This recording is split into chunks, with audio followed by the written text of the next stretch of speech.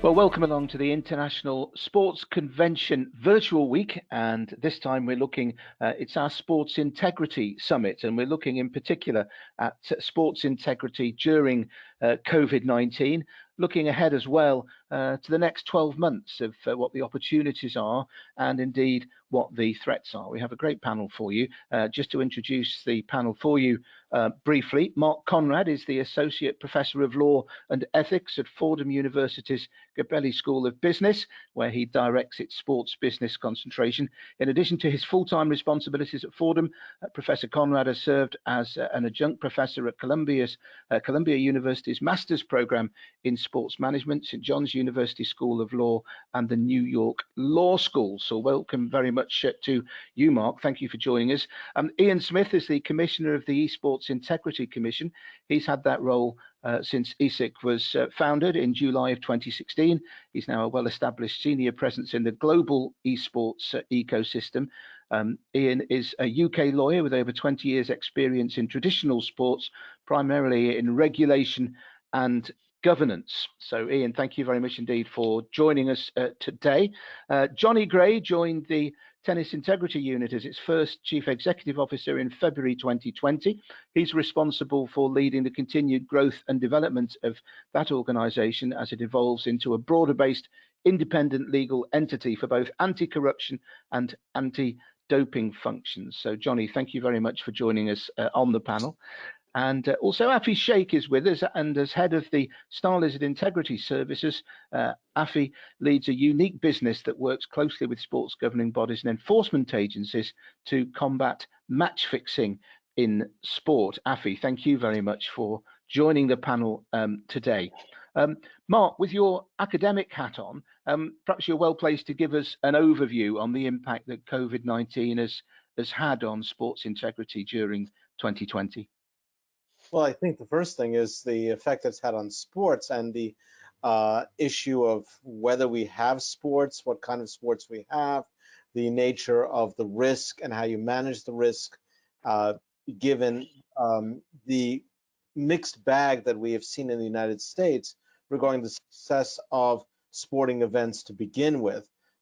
Even before we get to the issue of integrity, the question is how you deal with the safety issues, how you deal with the audience issues, and which organizations, which leagues did the best, and which ones are, if not teetering, but are mixed. And I think, as we said, we've had an overall mixed bag here in the United States, and I think to some extent found that in much of the rest of the world.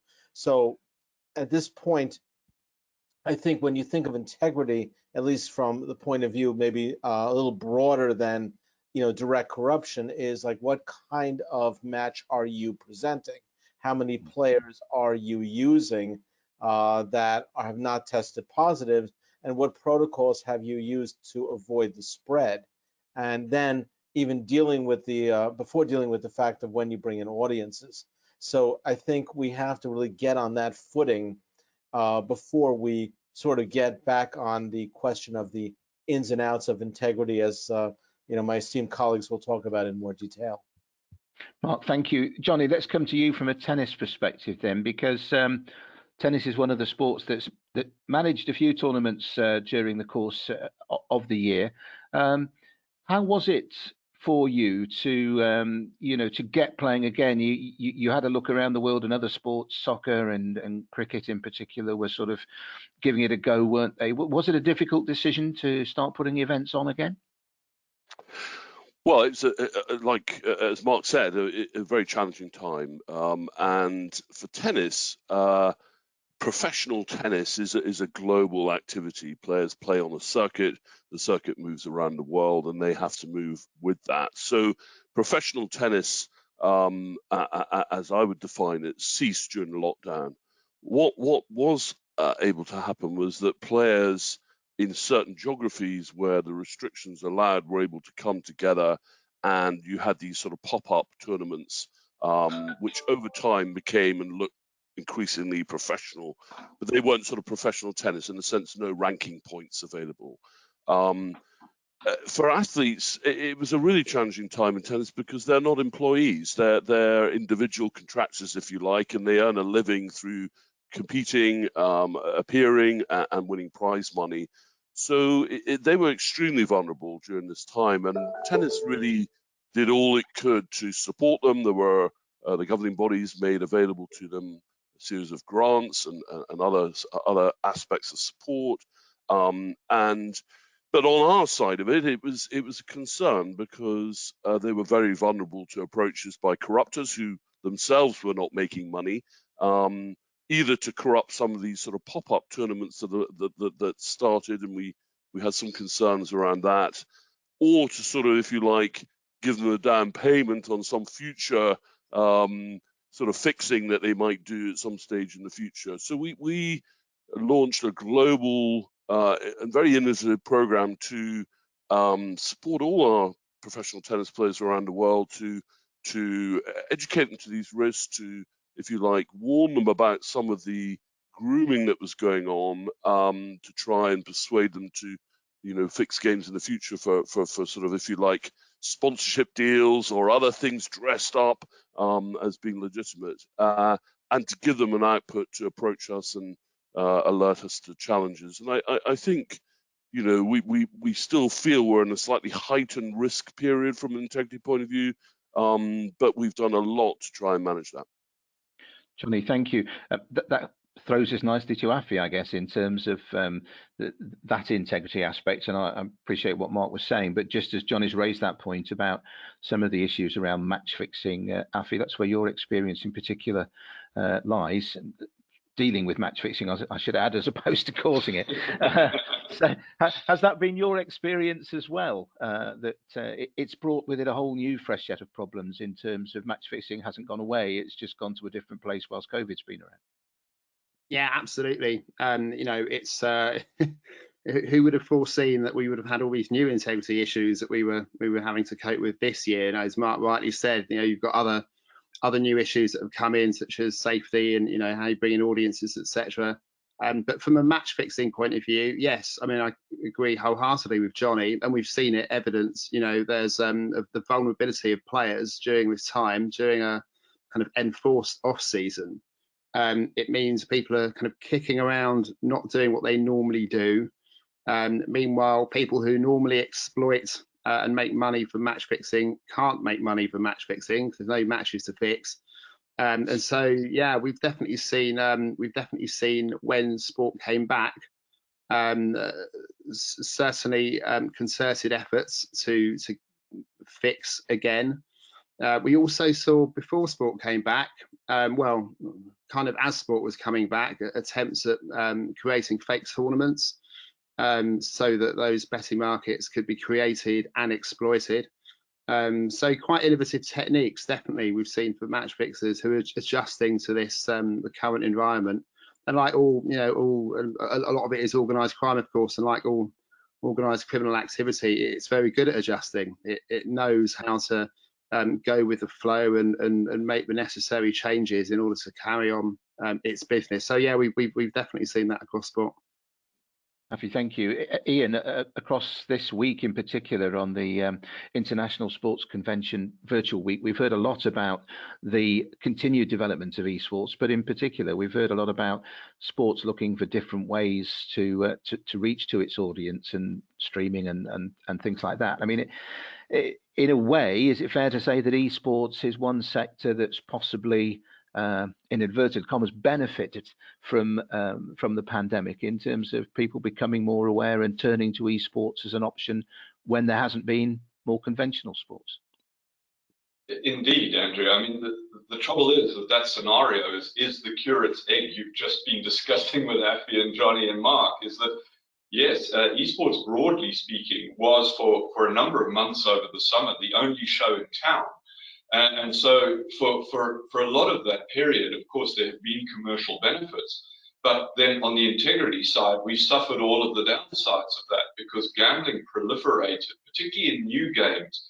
And one of the aspects of this was that the non-established gambling titles, so understanding that esports is a series of different games. It's not a thing in itself. It's historically in the betting sphere dominated by 3 big titles and then the rest. But suddenly the rest came into focus during this period. And so did a bunch of disaffected gamblers from traditional sport move into the esports space because they had nothing else to bet on. And they tended to gravitate towards those games that they understood, which is primarily the sports simulator games rather than the traditional esports, which are far harder to understand if you're not native to them.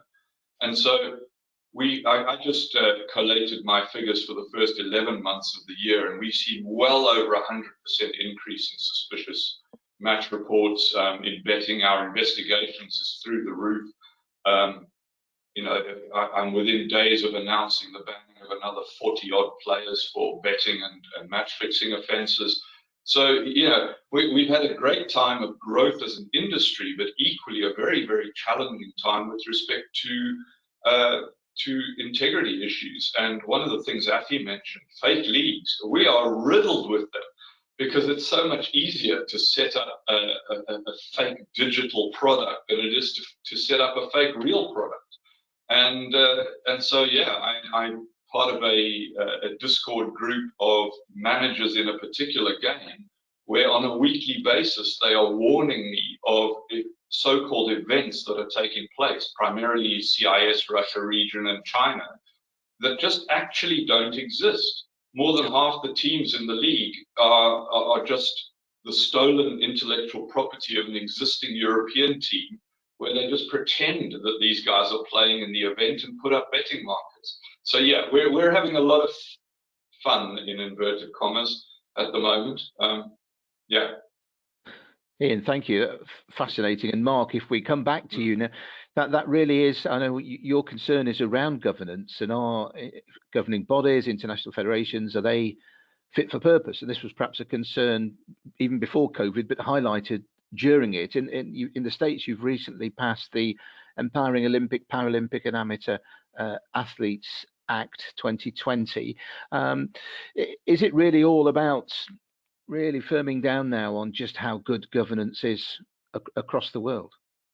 I think we are going into a broad question because we've certainly been reading about some of the governance issues and downright corruption we've seen in some international sports governing bodies. Boxing is one of them, but there have been a few more. There have been criminal charges that have been brought by more aggressive prosecutors in certain countries, United States and France for that matter. So I think there's more concern, or at least more media scrutiny over the kind of governance issues that we've been finding. If you look at like what standard corporate or non-for-profit corporation law, the question is going to be, do these organizations fulfill that? And given the scandals we had in the United States that focused on the sexual abuse of athletes, that there was a movement to say we have to sort of rein in and control at least the U.S. domestic governing bodies more.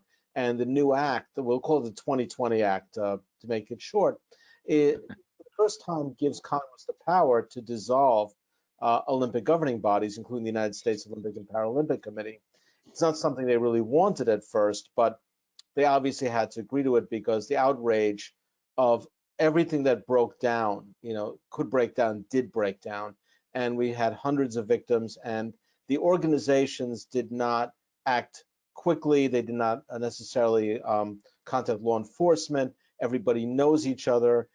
Unlike the U.S. professional sports leagues, which generally operate very efficiently, and of course they're much smaller, Olympic organizing committees and bodies have had a history of problematic governance.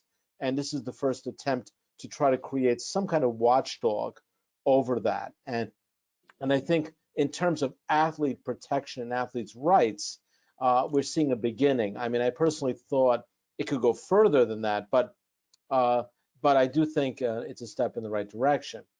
But also, I think one thing to keep in mind in governance in general, that U.S. prosecutors have been really emboldened in recent years about going after activities that even may not have happened in the United States, but do quote unquote affect U.S. citizens and where money could be deposited through U.S. banking institutions.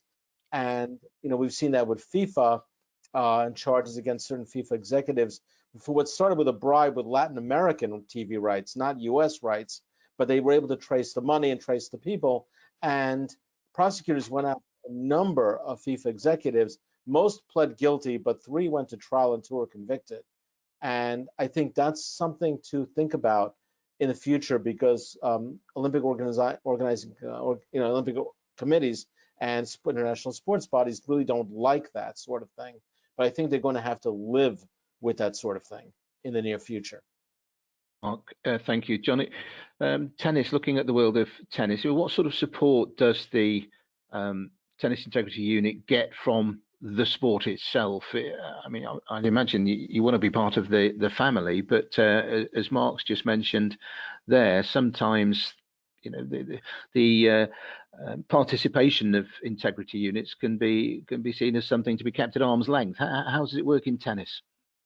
Well, yes, Andrew, it's a very topical point, and Mark makes some excellent points there about the governance of risk in the sport. We're just in the process, actually, on the 1st of January, of transforming the Tennis Integrity Unit, which has been a sort of staple of the integrity landscape for a decade or so now, into the International Tennis Integrity Agency.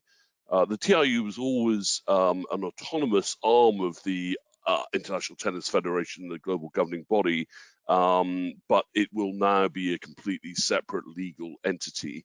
So not just operationally independent, but legally independent. And the word agency in the title gives you a sense that the governing bodies, the 7 governing bodies who fund my operations, have committed to this, implementing this recommendation from a review that was conducted into integrity in tennis a couple of years ago, to set up what is probably the first global integrity agency removed from the sport and charged with administrating the anti-corruption and from next year the anti-doping program without fear or favor.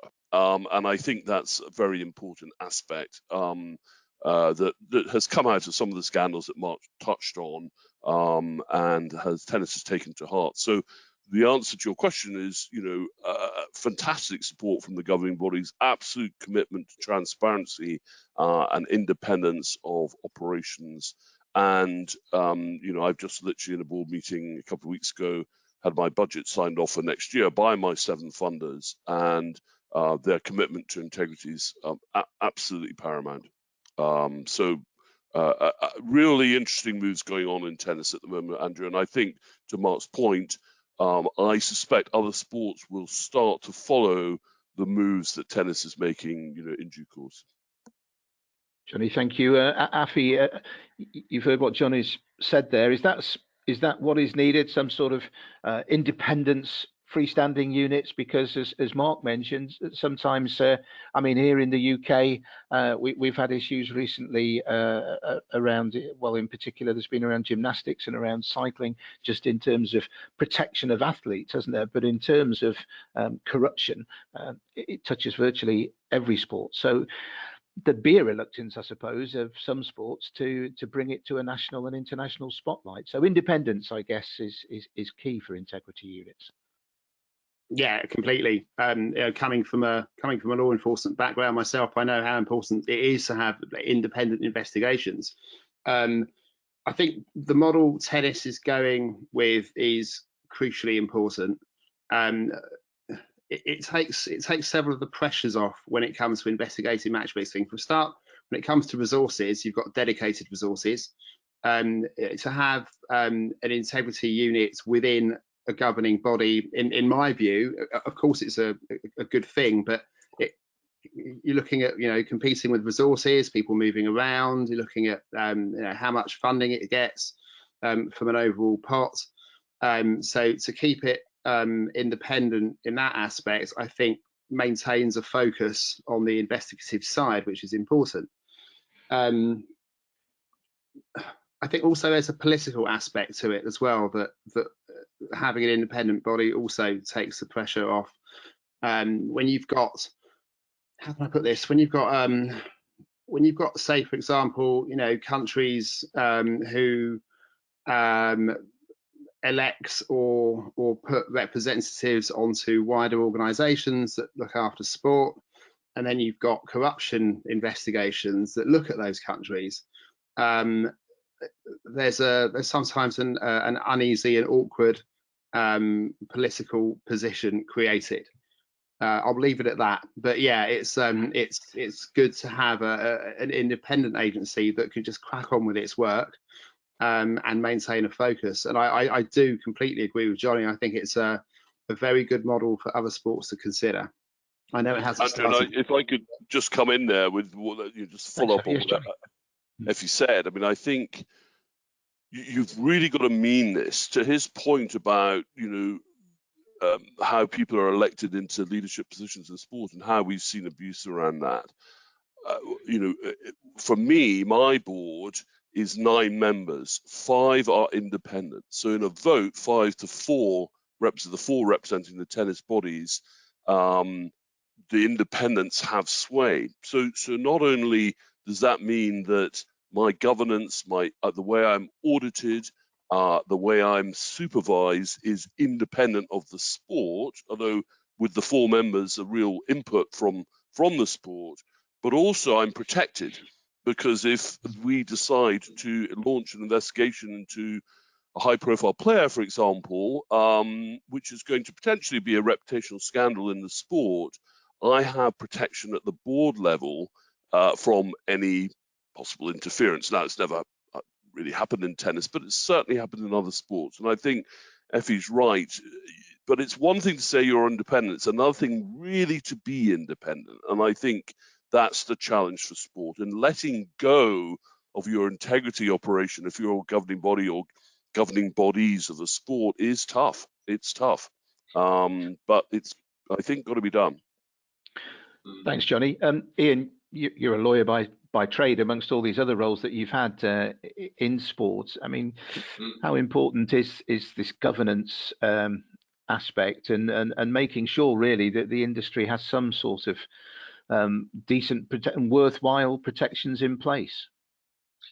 It's of course vital, but we're in a very strange position in esports of having no governing body.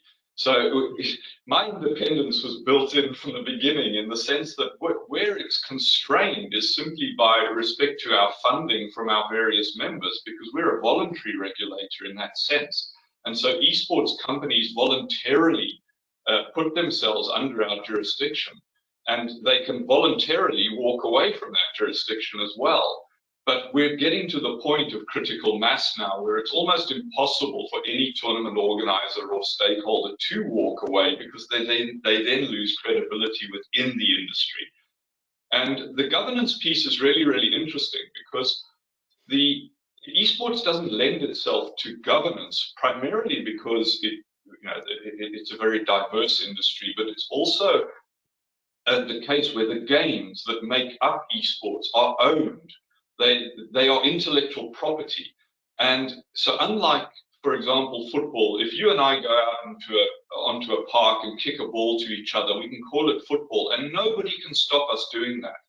Whereas if you and I play a game of League of Legends, and then the owner of that game, Riot Games, can stop us playing it. They own the game.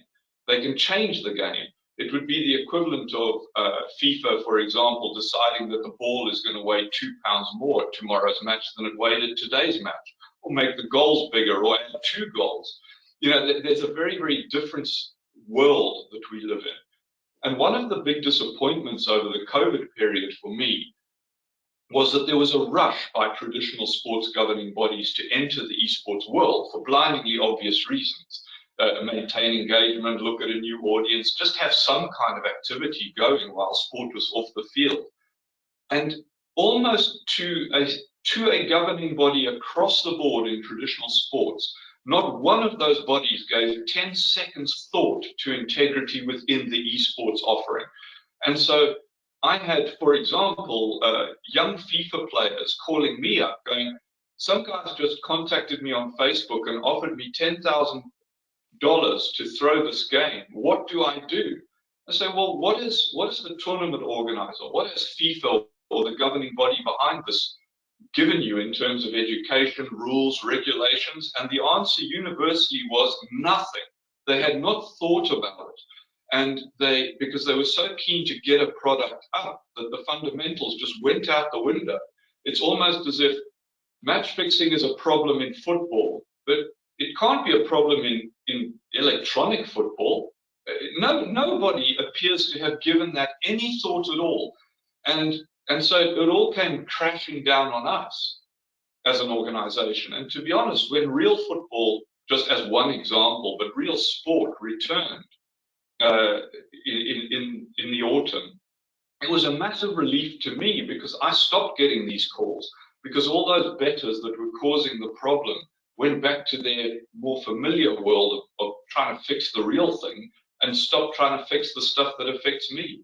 So governance fell apart in terms of my view of it during COVID, and it was very, very disappointing because these bodies have gigantic resources relative to what we're trying to deal with as funded by our members.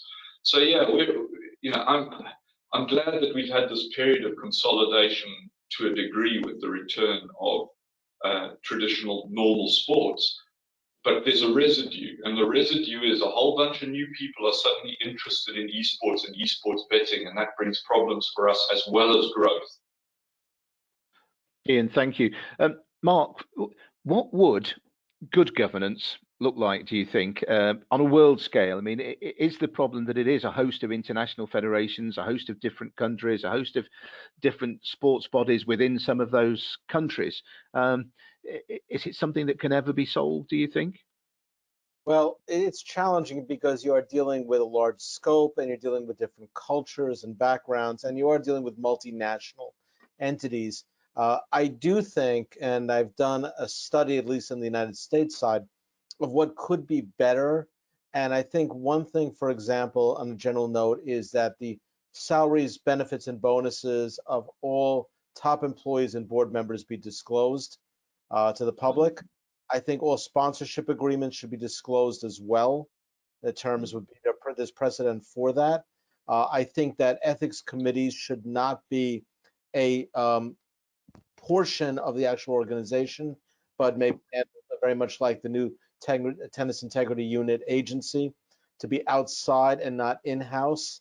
I think there should be more athletes and recently retired athletes on the boards. I think that the Swiss federal courts could be a little bit more aggressive in reviewing some of the decisions by many of the federations that are located in Switzerland. And those would be just a few. And also, I just think like annual reports, what are the goals to do in the next few years. I do want to add one thing, though, more on the betting side, because many of the listeners and many of you are from mature betting markets, and there's still corruption issues. The United States is not a mature betting market. Sports betting really was born May 2018 by a U.S. Supreme Court ruling. And like many things in the United States, the idea of legalizing betting to begin with, and of course, in your cases, it's legal already, and we're dealing with basically match fixing. But in many areas of the United States, it's not even legal. It's state by state. And every state has its own rules that have even legalized it. Every state has its own governing body. And those are the ones that have legalized, and there are about 18 or 20 that have in some form or another. And we have the odd situation here is that I'm from New York City. I cannot bet in New Jersey, which is literally about 5-6 miles from where I live, because it's blocked. I have to cross the bridge and be in New Jersey to bet under New Jersey's laws. And that creates a very challenging enforcement system. You know, we're still early, but there's been a lot of betting in the United States and legal betting so far. And many companies like William Hill have come into the United States for interest. So it's lucrative, and we're still on the early stage before we see what kind of integrity or match fixing issues we found here. I mean, certainly that's happened in US sports from illegal betting, but I think we're going to have to see, given there are billions of dollars in legal bets going on, what's going to happen in the next few years and what the professional sports leagues are going to do about it. And I think that's going to be a very challenging issue. So, Mark, can I add to that? Sorry, Andrew, I just wanted to, because obviously we're very active in the US, because esports is a massive activity there. And we know that, broadly speaking, there are about 10 million esports bettors, regular esports bettors in the United States, all of whom, broadly speaking, are felons, because those bets are placed illegally. The amount of legal esports betting is negligible as it develops, right? So the 22 odd states with legalized sports betting, about only 7 of them have some form of provision for esports betting. So we have this massive group of people that need to be moved from illegal to legal markets. And the only way you do that is by firstly providing good markets, good odds, because that's what drives things, and in a regulated market. And the problem we're finding there particularly is that whilst every state makes its regulation, very few states add enforcement to that. And what I mean by that is that they don't protect their license holders. So these guys are having to comply with pretty draconian license conditions to get a license, to then compete with a group of people who don't have to go through that process because they're just offering from Curacao or wherever, and therefore can't really compete at ground level. And the state does nothing to stop those illegal operations. They just go, well, you know, it's against the law. Well, okay, that's all very well, but if you don't enforce that, nothing happens. And so our situation in the US is not improving with any rapidity as legalized sports betting rolls out across the country. And I think the United States is at least 5, but probably 10 years away from achieving a mature sports betting market, because at the moment it's just chaos. It's making a lot of money, but it's very, very badly run. And it depends on the state. I would just add this, and then I'll put up, I promise. But it's also when they created these laws, there was a rush because states won money. They won revenues. They thought this was a great idea.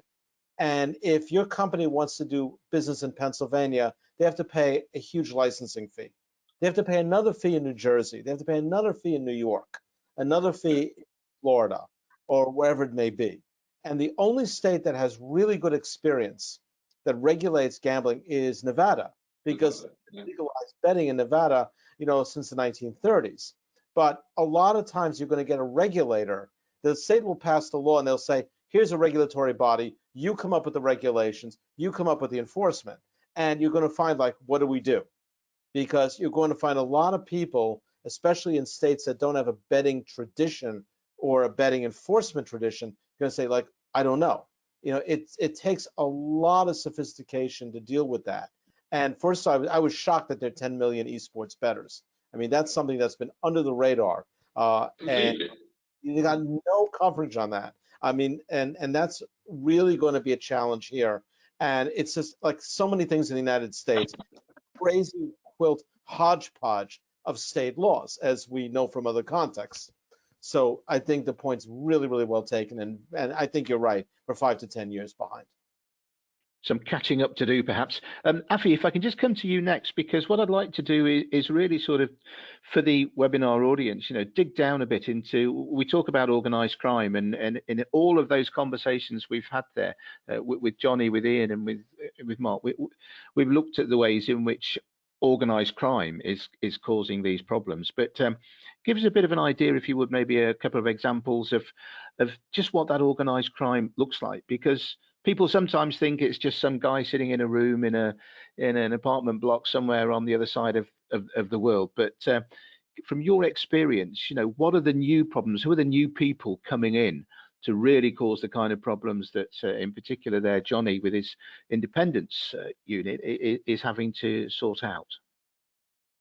So I think the first point to make, it's not just organised crime that's involved in match fixing. So whilst it is, you would expect perhaps naturally the kind of bigger fixes, the ones where, you know, we're talking about huge amounts of money being extracted illicitly from betting markets that require an organised kind of structure in order to facilitate that, then yes. But there's also kind of the lower level stuff. There's there's going to be kind of local non-transnational criminal organisations, I suppose. So even if it's just a sort of a player and his friend, who's going to kind of tell him to walk into a betting shop on the high street and try and bet on how many corners are going to get given away or whatever it might be. So there is that too. And of course there is also sporting fixes. So where teams or players are kind of arranging the fix between them, not so much to make money out of it, but to gain a sporting advantage. When it comes to organised crime and what I would call the big fixes, you do need quite a sophisticated setup if you want to make the most money that you possibly can from the biggest fixture that you possibly can. Now, if you think about the betting markets, obviously the global betting markets on the World Cup final, for example, would be quite significant compared to a lower league match in a on a weekday evening in a particular country. So from a criminal opportunity point of view, you want to try and maximise your returns, as all criminals do as businessmen in that respect. So yeah, you do need quite a sophisticated setup in the sense that it's not just some bloke behind a computer somewhere, because you need a whole organisational structure in order to facilitate what you're doing. You need someone to provide the funds, you need someone to set up the betting accounts, you need someone to approach the players, you need someone to perhaps offer incentives to the players, you need somewhere to bet from, you need somewhere to get the money back to. It's a whole, there's a whole, you probably need a heavy to threaten somebody if need be. And they're not all the same people, of course. That's why it is an organised crime structure, because it fits that definition of what organised crime is. So yeah, and it can be very sophisticated. We were talking, Ian was talking as well about fake tournaments and setting up a fake tournament. You need someone that can do that. You might need someone with technology skills in order to do that. You might need someone who can sew certain badges on shirts to make it look like that's and not everyone knows what everyone's doing, of course, and that's the other thing about the organised crime structure. It can work and be successful because if one part of it goes down, it doesn't necessarily mean the rest of it comes crashing down either. So the left hand not always knowing what the right hand is doing. And I think the last point I'll make on that is that from an investigations point of view, unfortunately, historically, we've seen that the easiest people to pick off in this structure are the people that facilitate it on the pitch. And they're probably as much victims in a way, often, as anyone else in this. So, whilst it might be easier to kind of find a player who has manipulated a sporting event through participation in it, because they're obviously the ones doing it and they're the ones investigated and they're the ones who've got a text message on their phone saying how much you're going to pay me to do this. It will lead somewhere, but it very rarely leads all the way to the top. So to get a sense or a snapshot of that organisational structure doesn't necessarily come out very well when it comes to investigative work, because it's the low-hanging fruit, to coin that expression. It's who do we go after? Well, it's easy enough to we can't really necessarily meet a criminal standard of proof here, so let's go down the disciplinary route. And who do we sanction? The players or the officials or the match officials, and their case done. Issue a fine, issue a ban. Who goes to prison? Well, the guys at the top are thinking, okay, well now I just need other players to offer money to and continue to make money that way, and so it goes on. So yeah, it's organised crime at that level, and it needs an organised crime approach, as we have with other criminal offences around the world. I spent many years of my life working on counter narcotics, and so many similarities between organisational structures, and not only that, but also the approaches you need to take. We talk about good governance, yes, extremely important, but then you also need education, you also need investigations, you also need, there's so many angles to it fact, yeah, it's a multifaceted approach that you need to tackle match fixing at an organised crime level. I think there's been a report issued recently, hasn't there, Jonny, by Europol, sort of warning of quite the extent to which tennis, but also football, has been penetrated by organised crime. I mean, what are the sort of highlights, the headlines, if you like, in terms of those problems in tennis? Well, yes, I mean, for people who are watching this and want to know more about this, I'd highly recommend a Europol report published a few months ago. And Affy actually did a fantastic job of summing up what's in that paper, because the challenge that football is facing is common to tennis and other sports as well. And I think Ian's been talking about esports, and the way organised crime works is fairly similar across each sport. Now, each sport has a different vulnerability, of course, and tennis's vulnerability is that you only need to corrupt one person in order to spot fix a game or match fix the outcome of a whole thing. Whereas that's a bit more challenging perhaps in football. But even there, whether the ball will go out of play at a certain time, one person can perhaps influence that. So I think that report sets it out well. What are we doing? Well, the challenge here, and I think again this is probably common across all sports. If you take a fixed match in tennis, the tennis match might be played in, let's say, Egypt. The two players involved one might be Swiss, the other might be American. The bets are being placed in Asia by people who are operating in Central and Eastern Europe. So this is, as Affy talked about, a sort of transnational problem, and it's very difficult for national law enforcement agencies to investigate this and to bring other people into it. Now, we are seeing, and there have been some media reports about it, we are seeing great cooperation in tennis with some challenges we've got going on at the moment, and those will play out next year. And we are seeing people like Europol and people like Interpol wanting to get more involved, but it's a resources thing. And so it is a real challenge. And the temptation, and again, Affy was spot on here, the temptation is that I don't have jurisdiction over the criminals. I only have jurisdiction over the players and the officials, and so the temptation is to go for them. And I talked earlier on about the vulnerability of tennis in the sense that the players are individual contractors, if you like, and if nobody trains as a teenager, and all the commitment you make into that, in tennis, and the hours you spend all from the age of sort of 7, 8 onwards through your teenage years, they're not doing that because they want to come in and fix a game to make £100.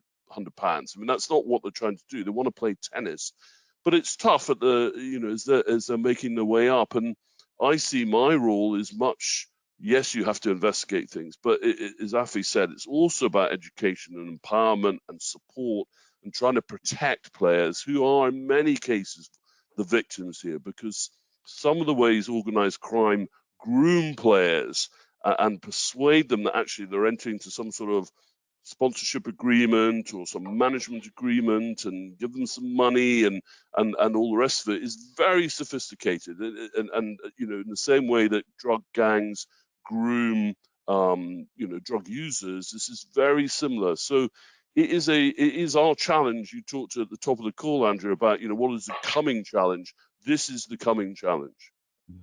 I couldn't agree. So, yeah, I was just saying I couldn't agree more with both what Affy and Jonny have said. This is exactly what we encounter.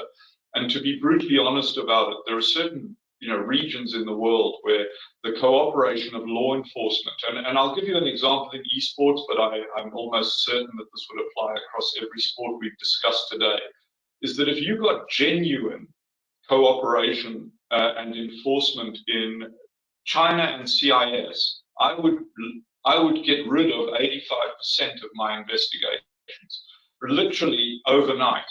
If there was genuine will, both in terms of law enforcement and politically, to deal with this problem in those regions.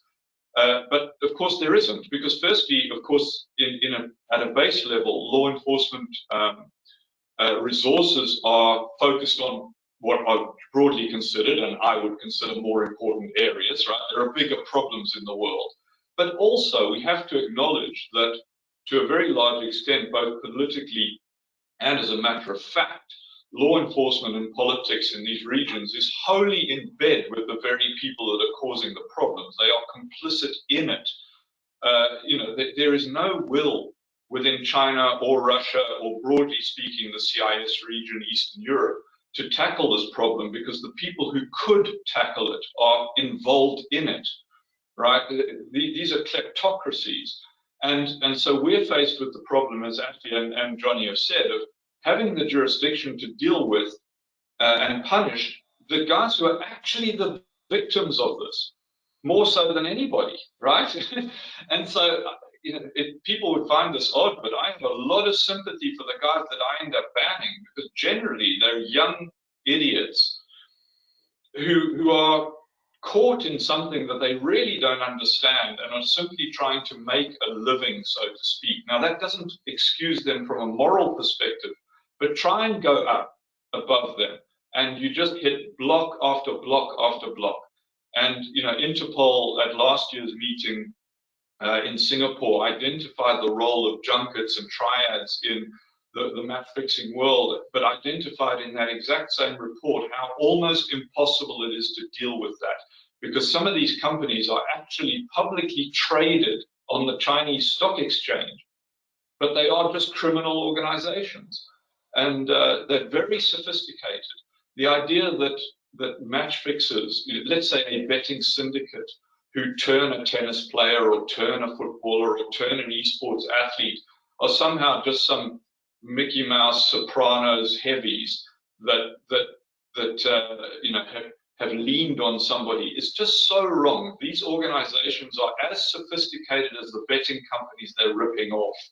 They are very, very clever, and they're embedded in society in certain parts of the world, including the United States, where they just have slightly different tactics.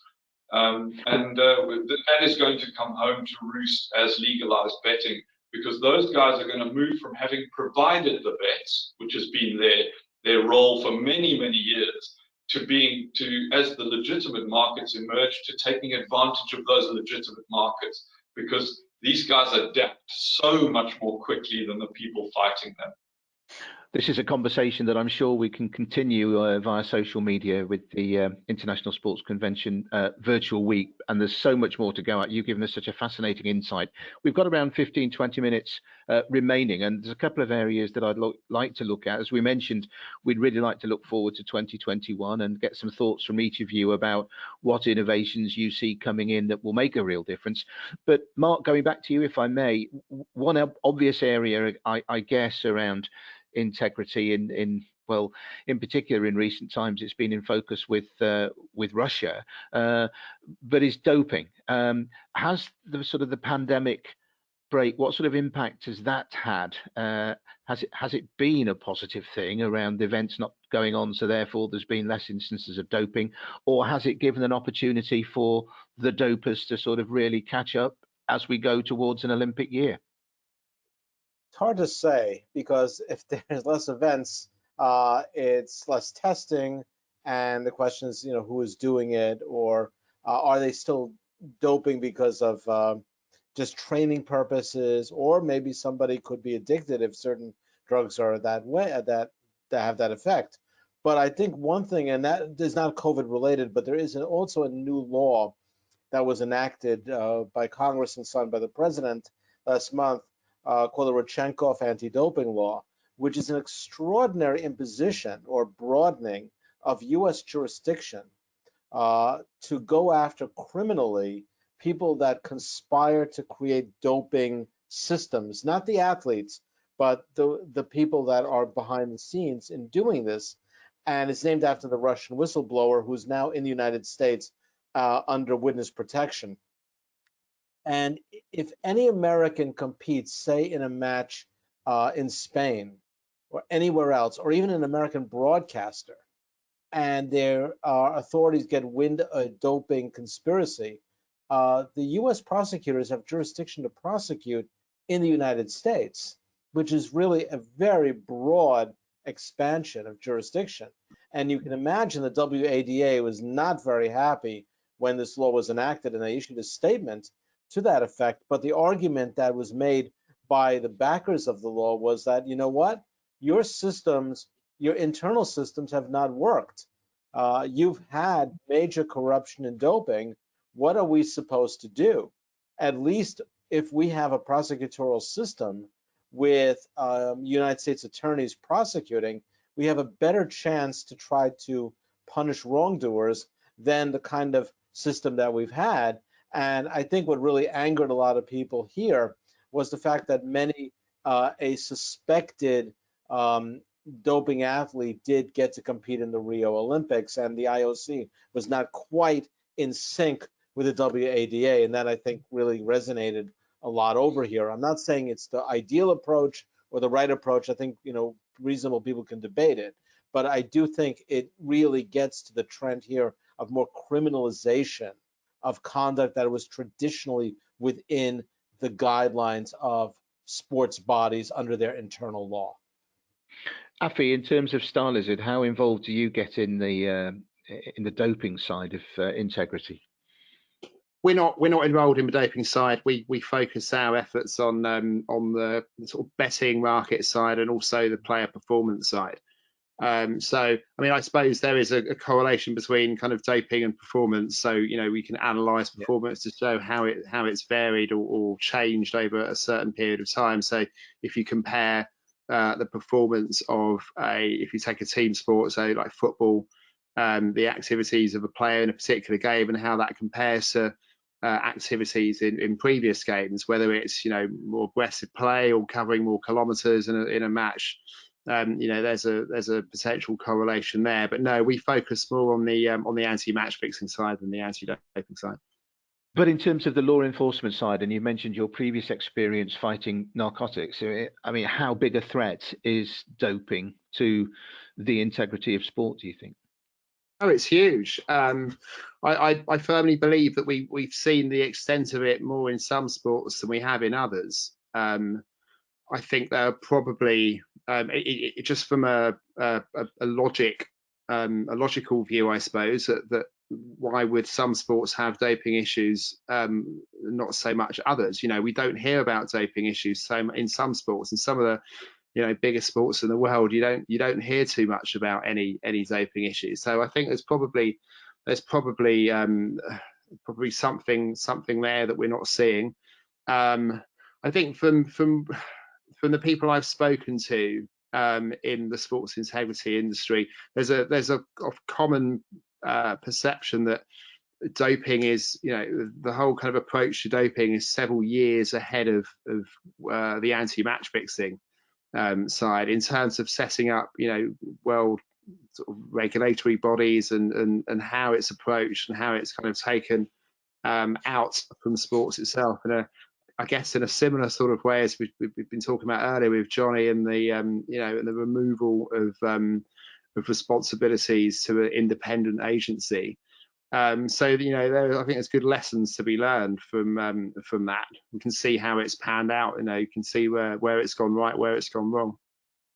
Jonny, in terms of tennis, has the lack of events, as Mark was suggesting, it could be a negative thing because the lack of events has really sort of perhaps put testing on hold a bit. I mean, how much of a challenge has it been for you to maintain the same kind of rigorous checks and standards that you have when athletes have really been sort of locked in their apartments and not coming into contact with people in the way they previously did?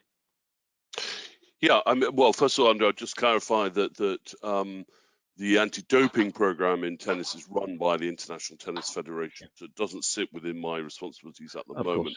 It will transfer across into the International Tennis Integrity Agency in about a year's time, once we've got all the anti-corruption side sorted out. So in that sense, I'm not that close to it. I do coordinate and work with the head of that program. I wouldn't really like to talk too much. I know, however, just to touch on your question, that, you know, out of competition testing has been a challenge clearly during the pandemic. and I know that tennis is not alone in trying to work through those issues.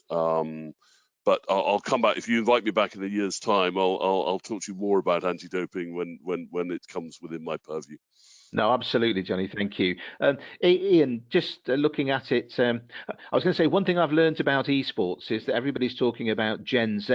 I think I'm still waiting for Gen A to come back round again. So when I hear about esports, there's nothing that surprises me. But in terms of doping, I guess your experience is going to be more relevant to your previous life around golf and cricket and working with athletes in general. But what's your take on the impact that doping has on the sports scene? Well, you'd be surprised, actually. We are responsible for the anti-doping program in esports. We are the only body that is. But our anti-doping policy is not WADA compliant very deliberately. I could talk to you about why that is for about 10 minutes, because I believe WADA is exactly one of those organizations that whilst with good intent it was set up, it is structurally so flawed that it ought to start again. And hopelessly ineffective, and just hopelessly ineffective. And my main view is that it's inappropriate to esports for all the obvious reasons, right? In the sense that if some kid is taking steroids in order to get a large chest or a six-pack, so what? That's not our problem. I'm not their dad. It's how are they going to cheat that I'm interested in. And so our anti-doping policy was based on a mix of our anti-doping experience. My anti-doping director is Michelle Barokin, who was the first anti-doping director of UK Sport back in the day, and who runs the golf program, the mixed martial arts program, and our esports program. We consulted the players, first and foremost, asking them in a very big survey back in 2016, what are they worried about in the dope? What would they consider cheating if they found out that their opponent was doing it?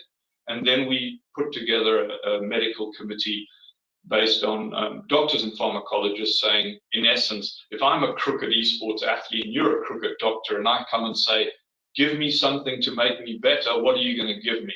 And that's our prohibited list. Very, very simple. But of course, we haven't been able to test either, because we have to test it at in-person events, at what we call LAN events. And there haven't been any since the end of February. So there hasn't been a testing program this year. So we have no idea what's going on.